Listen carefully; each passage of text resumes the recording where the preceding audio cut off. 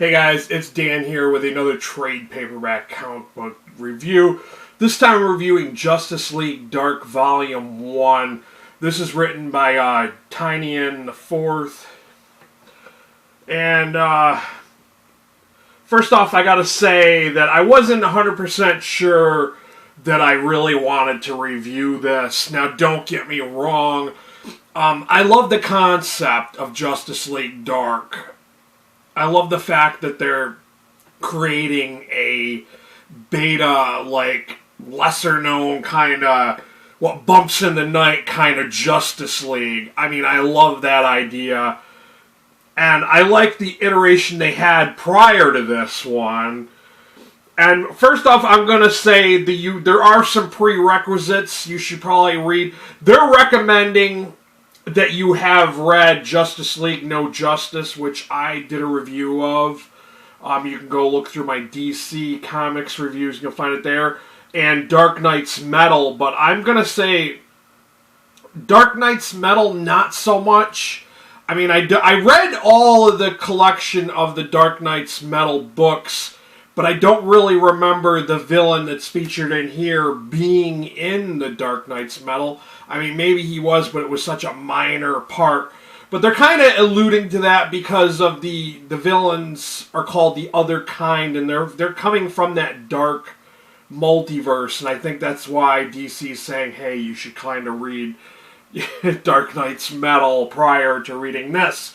One that they're not mentioning that I'm going to throw out there, and I really think that you guys should read prior to this, because it kind of takes place in the middle of this, is The Witching Hour, which I didn't do a review of The Witching Hour, because while The Witching Hour was a great concept, I thought it was a really, really good idea. It was a great concept, but it fell flat in the delivery.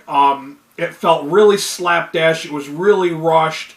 It didn't have a good story development that, like, Dark Knight's Metal had. If it was something on the level of Dark Knight's Metal, I think The Witching Hour would have been a really good story. I thought it would have been really, really good. But no, they only gave us so much, and that was a Wonder Woman Justice League Dark crossover book that, to be honest with you, takes place in the middle of this series here. Now, I'm going to let you know which books this collects, and I forgot to mention the artist is Alvaro Martinez Bueno. Never heard of this guy before as an artist, but I love the artwork he did for this. Really good artwork. I love the way he makes the Swamp Thing look like he has, like, long stringy hair and a beard and all that. Really love that. But this collects issues Justice League Dark number 1 through 3 and numbers 5 through 7. And like I said, issue number 4, I do believe, was featured in The Witching Hour. But let's get into this. So this is a whole new lineup that's Justice League Dark. It's got the Swamp Thing. It's got Bobo the Detective Chimp. Wonder Woman, which I'm not 100% sure how I feel about Wonder Woman being on this team. She's already in Justice League. Why does she need to be on this team? The Man-Bat, which I kind of like the idea of the Man-Bat being on this team. I mean, he's trying to redeem himself from his Batman villain days. And then there's Zatanna, which I love Zatanna. She is great. I'm not 100% sure. I think she might have been on the first iteration of the team. But don't quote me on that, because it's been a while since I've read that one. But, you know, we have this brand new team, and it's, oddly enough, it's Wonder Woman who tried to gather all these guys together. Because, you know, of course, there's, you know, inklings that magic is still not working right. And they gotta stop the Other Kind from coming through. They kind of learn that it's, you know, the Upside Down Man or whatever, and the Other Kind. And they kind of build this team to try to stop that. So, I'm kind of on the fence about this. A lot of my friends on Goodreads really enjoyed this. They gave it like a 4 or 5 star rating on Goodreads. But I thought this was just okay. I'm going to tell you why I thought it was just okay. I thought this was just okay because it's only kind of just the start of this event. And I'm afraid that the event's not going to pan out like I was hoping that The Witching Hour was going to. Like I said, the Witching Hour felt like it was rushed. It didn't really develop the way I wanted it to.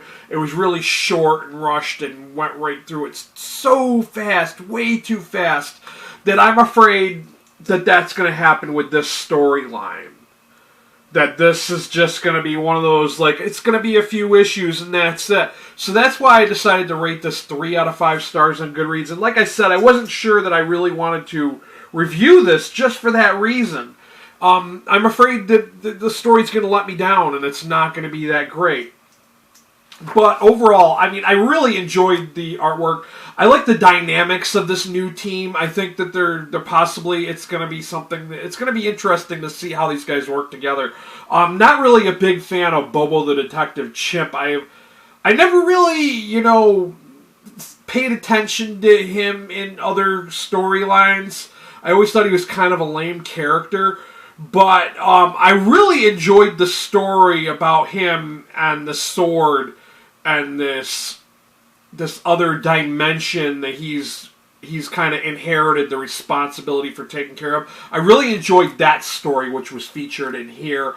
And then I enjoyed the there's one part where Man-Bat, being that he is a scientist, is kind of telling the reader about the other kind and how they've different instances where they've slipped into into this universe, and he's kind of recanting those, how they came over and all that. And I found that really interesting. I mean, I could almost read like a whole volume of those kind of stories. He's almost like the Crypt Keeper with it. But I did enjoy this, don't get me wrong. I did enjoy it. I did rate this 3 out of 5 stars on Goodreads, but I'm just afraid that it's going to fall flat like The Witching Hour did. I had such high hopes for The Witching Hour. Such high hopes for it. And being that it was, the goddess Hecate, I thought it was going to be bigger and better than it was, and I felt so let down. And that's why I'm afraid that this storyline that they're bridging into is going to let me down too. But it is what it is. Hopefully the further issues and volumes of this will continue on and be really good. I'm hoping that they're going to be really good. But time will tell. That's all I got for you guys. Of course, as always, I will have a link down below for those of y'all who want to pick up a copy of this.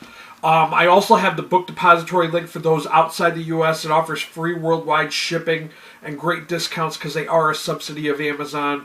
I do appreciate all of you that have, purchased stuff through my links. It does help me out. I don't get AdSense. I have all these views because people stop by to watch book reviews, but then they don't subscribe.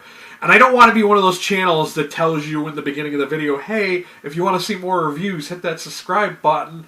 And since I'm saying that, hit the notification bell so you know when I upload a video. But that's all I got for you guys. Till next time, I'll be geeking out.